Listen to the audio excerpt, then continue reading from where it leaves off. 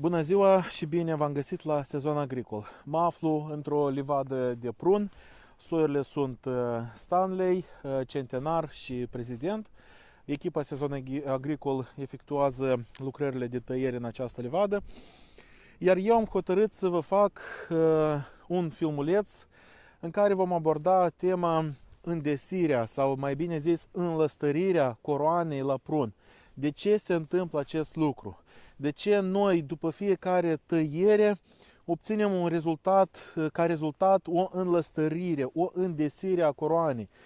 Pe când rezultatul ar trebui să fie invers. Deci, făcând tăieri, noi trebuie să luminăm coroana, să o deschidem, să-i dăm aer, să-i dăm lumină, să-i dăm de toate, ca să se dezvolte bine fructele, să se coacă uniform, dar ca rezultat noi obținem o îndesire și înlăstărire a coroanei. Cum, spre exemplu, vedeți în spatele meu, deci această zonă a coroanei totalmente este îndesită. Evident că aici lumina va pătrunde foarte greu, interiorul pomului este îndesit.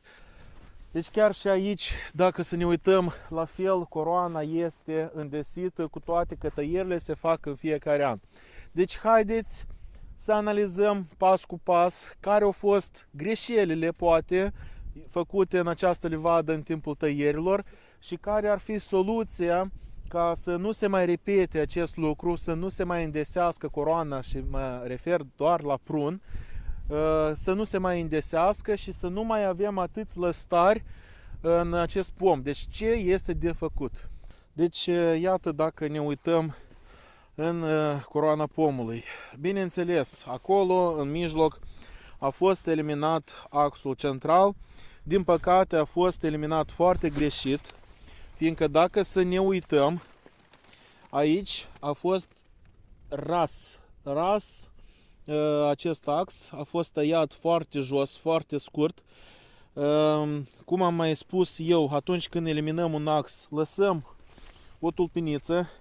În caz că se usucă tulpinița, dar nu se usucă, nu intră uscăciunea în lemn. Deci, iarăși, dacă ne uităm aici, la fel, a fost tăiat axul și este un pic greșit, dar nu asta am vrut să vă arăt, ci am vrut să vă arăt această îndesire a coroanei. Priviți câte undițe avem noi în acest pom. Deci dacă să ne uităm la pomul vecin, la fel avem foarte mulți lăstari și aici la fel avem mulți lăstari și aici avem la fel mulți lăstari. Deci, din ce cauză se obțin așa mulți lăstari și cum să evităm îndesirea coroanei cu lăstari anuali? Deci, haideți întâi să analizăm ce rezultat obținem din eliminarea unui lăstar la inel. Aici avem un exemplu. Deci, anul precedent au fost eliminați 2 lăstari la inel și din unul, cum vedeți, a crescut un lăstar foarte lacom, foarte vertical. Deci priviți cum pleacă el în sus. Deci din tăietura, să zicem, la inel. Și deci poftim și al doilea caz. Iarăși, practic, la inel a fost făcută tăietura și vedem de aici a pornit în creștere iarăși un lăstar foarte lacom, foarte vertical și foarte viguros. Și deci din nou o tăietură foarte scurtă, practic la inel, și vedem ce a crescut din această tăietură. Iar acum hai să analizăm tăierile la cep. Și foarte important, anume tăierile la cep, fiindcă la inel noi deja am văzut care este rezultatul. Deci să găsim în aceiași pomi, deci o tăietură la cep, și mă refer la cep lung, aproximativ 15 până la 20 de centimetri, vedem ce creștere am obținut din acest cep. Haideți să mai căutăm o tăietură la cep care a fost făcută în anul precedent, anul trecut. Deci iată aici, avem un cep destul de lung, de aproximativ 20 de centimetri. Deci poftim, vedem 20 de centimetri aproximativ are acest cep și avem niște formațiuni de rod care cresc din acest cep și o ramură destul de slab dezvoltată, dar care se garnisește cu rod. Iarăși ne uităm o tăietură la cep, cepul de aproximativ 15 cm și iarăși avem de jos niște formațiuni de rod și aici avem doar niște ramuri care se încarcă cu rod. Și hai să mai vedem un exemplu să ne convingem încă mai bine. Deci iată, avem aici o tăietură la cep, iată aici a fost tăiat cepul și vedem un lăstăraș împlut cu rod, al doilea lăstăraș împlut cu rod și al treilea lăstăraș împlut cu rod. Deci nu sunt viguroși. Iată, hai să vedem tăierea la inel, iată tăiat la inel și vedem ce viguros crește lăstarul și iată tăiat la cep. Haideți totuși încă un cep să mai găsim. Iată încă un cep, lungimea lui de aproximativ 15-20 cm și iarăși niște lăstărași slab dezvoltați. Deci în aceiași pomi, în toți acești pomi și acești pomi au fost făcute două tipuri de tăieri. Nu pot să-mi explic de ce, dar au fost făcute două tipuri de tăieri. Tăierea la inel și tăierea la cep.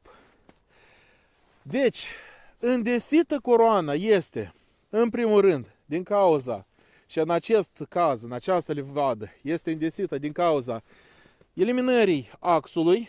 Deci, vedeți, în jurul acestui ax, care a fost eliminat, s-au dezvoltat lăstari foarte mulți și viguroși. Și în acele locuri unde a fost tăiat la inel, unde au fost făcute tăiturile la inel, acolo s-au dezvoltat niște lăstari foarte lacomi. Iar acolo unde a fost tăiat la cep, acolo s-au dezvoltat niște lăstari foarte moderați, foarte mici, slab dezvoltați. Aici avem niște pomi deja curățați. Deci vedem exemplu, aici încă nu sunt curățați și aici deja sunt curățați. Curățați sunt de mine. Deci am eliminat toți lăstarii ce creșteau pe interiorul pomului, dar că i-am eliminat la cep, la cep, la cep. Deci totul ce creștea din interior a fost eliminat, poftim și acolo, au fost eliminat la cepi. Deci haideți să vedem și aici. Poftim cep, cep, cep. Aici făcut iarăși cep. Din acești cepi va porni în creștere, ca în acest exemplu, deci un lăstăraș slab dezvoltat. Deci poftim, un lăstăraș slab dezvoltat. 1, 2. În cazul în care vor porni în creștere 2 lăstari, noi unul îl putem elimina și lăsa doar un singur lăstăraș. Deci noi nu vom obține acea măturoaie de lăstari din acest cep, ci vom obține niște lăstărași mai slab dezvoltați. Evident că la diferite soiuri comportamentul este diferit. Cel mai rău caz care poate să facă acest cep este și de ce anume se face lung cepul. Haideți să găsim totuși un lăstar de un an. Deci iată aici avem un lăstar de un an tăiat la cep. Deci iată aici avem un lăstar de un an care a fost tăiat la cep. Din primii 2 sau 3 muguri din vârf vor porni în creștere niște lăstari destul de lacomi, iar de jos, din mugurii de jos, vor porni în creștere niște lăstari foarte slab dezvoltați, cu poziție orizontală. Deci, în acest caz, când vom avea 2-3 lăstari viguroși și 2-3 lăstari mai slab dezvoltați, printr-o tăitură pe acest cep, noi vom elimina acei lăstari viguroși și vor rămâne doar acei lăstari slab dezvoltați, care deja vor intra pe rod Și mai mult, niciodată nu o să mai lăcomească, nu o să mai crească prea mult și nu o să îndesească coroana. Deci sper că acum vă este clar de ce uneori sau foarte des se îndesește coroana. Fiindcă tăierile poate s-au făcut corecte, scopurile au fost nobile făcând acele tăieri în pom.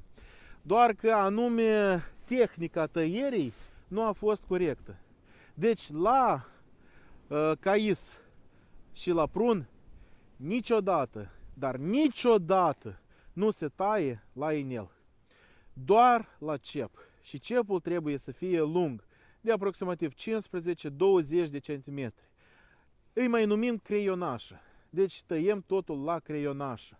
Fie 1000 de ramuri care trebuie să le eliminăm din interiorul coroanei, facem 1000 de cepuri.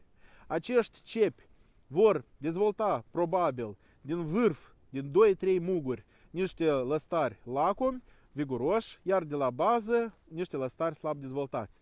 Printr-o tăiere se elimină în anul viitor acei lăstari viguroși și se lasă pe acel cep doar lăstari slab dezvoltați care vor intra pe rod și deja nu vor mai lăcomi, nu vor mai crește atât de mult și nu vor îndesi coroana.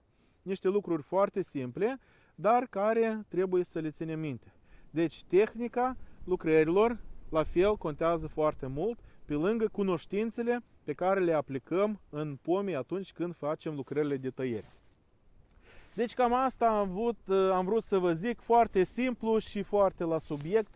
Eu vă mulțumesc pentru atenție. Dacă vă place ceea ce fac și vreți mai multe astfel de videoclipuri, susțineți acest canal, puneți un like, dați un share, fiindcă pe voi nu vă costă nimic, iar mie mi este plăcut. Deci eu vă mulțumesc pentru atenție, vă spun succes și spor la treabă!